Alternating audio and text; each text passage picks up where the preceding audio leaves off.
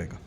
हो, बरोबर आहे. या घटनेमध्ये एकूण 4 आरोपीला अटक करण्यात आलेली आहे. गाडीमध्ये जे मर्डरचे घटनाला इल्जाम दिले तसे 4 आरोपीपैकी 3 आरोपी सध्या पोलिसांच्या ताब्यात आहे. यामध्ये तपासामध्ये एका व्यक्ती, शेजारी राहणारे व्यक्ती यांचे वैयक्तिक वादाचे कारणांनी त्यांनी सुपारी दिल्याची बाबी समोर आलेली आहे. त्यांना पण अटक करण्यात आलेली आहे. या गुन्ह्यामध्ये 120B क्रिमिनल कॉन्स्पिरसीचे कलम वाढवण्यात आलेली आहे. सदर गुन्ह्याचे तपास अत्यंत युद्ध पातळीवर क्राईम ब्रांच आणि स्थानिक पोलीस, झोनल पोलीस यांनी केलेली आहे आणि सुरुवातीला घटना घडल्यापासून वेगवेगळे पथक या केसमध्ये काम करत होते.